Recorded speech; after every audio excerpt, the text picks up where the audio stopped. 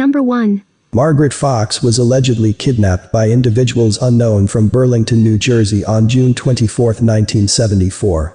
She had plans of going to High and West Broad Streets in Mount Holly, New Jersey, to have an interview with a man who gave his name as John Marshall.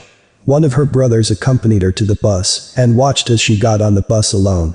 She was seen by witnesses near Mill and High Streets after getting off the bus. She hasn't been seen since. Margaret and her cousin, Lynn Parks, placed a classified ad in the local newspaper asking for a babysitting job. John Marshall answered the ad on June 19 and told Parks he had a 5-year-old son who needed to be watched. He also said he had a backyard swimming pool and a swing set at his home in Mount Holly. Parks' parents told her she couldn't go to his home. Parks then passed his contact information to Fox. Fox contacted him, and he told her he would pay her $40 to babysit his son for 4 hours a day, 5 days a week. She accepted the offer and scheduled to meet him, but he postponed the meeting several times. He finally said he would meet her in a red Volkswagen in Mount Holly on June 24.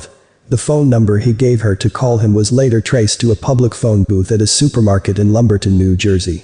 Investigators initially thought that Margaret might have left on her own accord. She had diaries which she wrote in, and in them were detailed passages about being bullied in school and having snowballs thrown at her by fellow peers. She also detailed how she wished to move to California or Florida and start a new life. Some investigators still believe this might have happened. Most believe she was kidnapped and murdered soon after her disappearance. Margaret's parents immediately reported her missing when she didn't return home that evening. Within a few hours, police started recording all phone calls that were placed to her residence. One of those calls was a ransom call. The man on the phone claimed he had Margaret in his custody and demanded $10,000. The man stated $10,000 might be a lot of bread, but your daughter's life is the buttered topping. The call has never been identified. A link will be provided in the source section, where you can hear the recording. 4 days after her disappearance, her parents received another call in which the man said he still had Margaret and demanded $10,000 again. A note arrived about a day after this, and the man gave specific instructions as to how the money should be given. He said the money should be put in a box with blue wrapping. This is also the same color as her blouse she was wearing. He also said Margaret was okay, and that we only tore her blouse and broke her glasses. FBI examiners took fingerprints from the note and compared them to local collections of prints, but to no avail. Newer generations of investigators hope to locate the prints and put them in the national database for comparison. It's possible the note was a hoax, but they haven't ruled anything out. The man remains unidentified to this day, and no ransom was paid. Several suspects were named in her presumed abduction. One of those suspects actually confessed to kidnapping her in 1976, but the confession was later deemed a hoax, and he's not suspected of involvement in the case. Several other parents in the area complained that someone had attempted to abduct their daughters with fake job offers. At the time of her disappearance, Margaret was in the 8th grade at St. Paul's Roman Catholic School. She graduated from St. Paul's Grammar School about 2 weeks prior to her disappearance. She also took piano lessons in 1974 and enjoyed riding horses. Both her parents have since passed away, but her siblings are still alive, and some even live in the area she went missing from. Margaret's disappearance remains unsolved, and she's presumed to have been abducted and murdered. The FBI is offering a $25,000 reward for information leading to an arrest and her conviction of the persons responsible for her kidnapping. Number 2. Mark was last seen in Quincy, California on November 4, 1967. He had plans of going to see a matinee show in the area. He asked his mother for money from his small savings account, but she told him no. He only took a small amount of cash with him at the time of his disappearance. He told his parents he was going to hitchhike to get there. He never came back home and hasn't been seen since. Investigators have stated he is missing under unclear circumstances and don't even know if he met with foul play or not. There were rumors that Mark died and that his body ended up in the bottom of a well on a property in Meadow Valley. Mark lived in Meadow Valley with his family at the time of his disappearance. Investigators brought 3 cadaver dogs to the property and they all detected the scent of human remains at the old well. Samples from the well were taken to see if Mark's DNA was in it. The testing came back inconclusive, which meant there was no testable DNA evidence in the samples they collected.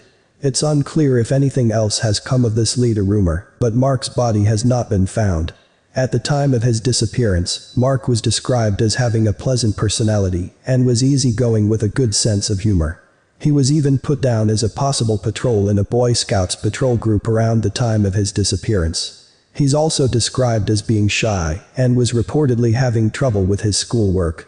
This may have been due to possible dyslexia. He also didn't appear to show any interest in the protests and politics that occurred in the time period he went missing. Mark was in the 8th grade at the time and was interested in bikes at the time of his disappearance. He had a 3-speed Stingray in 1967, but always wanted a 10-speed. His case remains unsolved. Number 3. Irma was allegedly abducted by a man, Andres Escobar, from Medina, New York on October 21, 1993. She was last seen as she walked home from school that day. She never arrived to her home and has never been seen again. Investigators believe Escobar was responsible for the kidnapping, since he was seen driving a black pickup truck with unknown Georgia state license plates in the area of her school during that day. In November of 1993, one of Luna's friends received a phone call from the child. She apparently said she was still with Escobar, but the call ended abruptly. She has never been heard from again after this. This was the second time that Escobar kidnapped Luna. In April of 1993, Escobar initially abducted her from her North Carolina home. She was found safe, and he was arrested and charged with kidnapping. Escobar threatened he would abduct her again, and would not return her until she gave birth to 3 of his children. He was born on May 1, 1957, making him 36 years old at the time of the abduction. He is described as being Hispanic and had black hair and brown eyes. He stood at 5'33" and weighed 130 pounds. He may use the aliases Margarito Toldio Valle, Andy Calixto, Andres Menites, Arturo Jimenez, Andres Calixto, Antonio Jimenez, Andres Escobar Calixto or Anders Escobar Benitez. The FBI issued a warrant for Escobar's arrest on November 5, 1993. He might be driving a white 1989 Ford Mustang with a dent on the driver's side door. He has remained at large and hasn't been seen since he abducted Irma. Investigators believe that Luna might have chosen to leave with Escobar on her own accord. It's still considered a kidnapping, since she was a minor at the time, and her parents didn't give legal consent for her to leave with him. Escobar is still wanted on kidnapping charges. Irma's abduction remains unsolved and her current whereabouts are unknown. Number 4. Timothy was allegedly abducted from Baltimore, Maryland on September 11, 1992. He was reportedly last seen at his aunt's home at a housing project known as the Lafayette High-Rise Apartment Complex. The complex is located in the 1000 block of Orleans Street. Timothy was reportedly playing with friends on the 3rd floor of the building. He walked downstairs to get a frozen cup but never returned. Timothy has never been seen or heard from since. On October 1st, Timothy's mother received a phone call from her former boyfriend, Keith M. Garrett, who claimed he had the boy and would harm him if she didn't give him custody of his daughter. Her name was Keisha, and she was Timothy's half-sister at the time of his abduction. Timothy and Keisha were being watched by their aunt at the time of the abduction. Garrett was arrested later in October and was charged with kidnapping Timothy and also with extortion charges. The kidnapping charge was later dropped, but he pleaded guilty to extortion in 1993. Apparently, Garrett had come to the apartments to simply pick up Keisha, but also took Timothy with him. He went to his home in the 700 block of Edgewood Street and left Keisha there. A witness saw him and Timothy walking towards Leakin Park. This is the last confirmed sighting of Timothy. A short time after the initial sighting, another witness observed Garrett leaving his home with a duffel bag towards the park. He emerged from the woods about an hour after that without the object. In December of 2003, Garrett was arrested as charged with kidnapping and murdering Timothy. He was already in a state prison for violation of his probation at the time.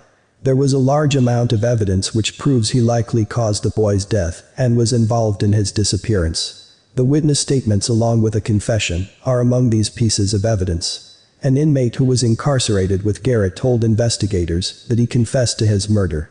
He stated that he abducted the boy, taped his mouth shut, and left him in a shed in Leakin Park. He returned later to find the child deceased. In May of 2006, Garrett entered an Alford plea in connection to second-degree murder charges in Timothy's death. The Alford plea means that Garrett won't admit he killed the child, but admitted there was a sufficient amount of evidence to be convicted of the crime. He was sentenced to 20 years in prison. He did not reveal where the child's body is located. He apparently had no remorse for the horrific crime he committed against Timothy. Investigators made various and extensive efforts in order to locate Timothy's remains, but was unable to.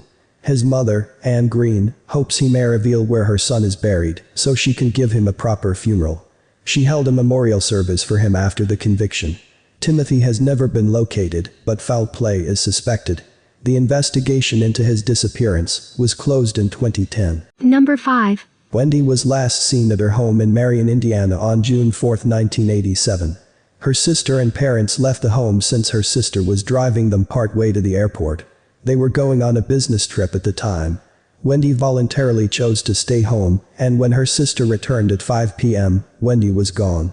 She hasn't been seen or heard from since. Investigators initially believed that Wendy ran away from her home voluntarily, but have since revised that possibility. She left behind all of her personal belongings, which included her purse and her favorite pair of sneakers. They believe she disappeared from the residence at some point between 2 p.m. and 5 p.m. that day. A man named David W. Greenier was considered as a possible suspect at one point in Wendy's disappearance and the 1993 disappearance of Tricia Reider from the same area. In 1999, he was charged with the abduction and molestation of a young girl. His home was searched for evidence in relation to Felton's and Reider's cases, but nothing was found. David has been cleared of any suspicion in the two cases. There are no other suspects in Wendy's disappearance, and it's unclear what happened to her. Her case remains unsolved.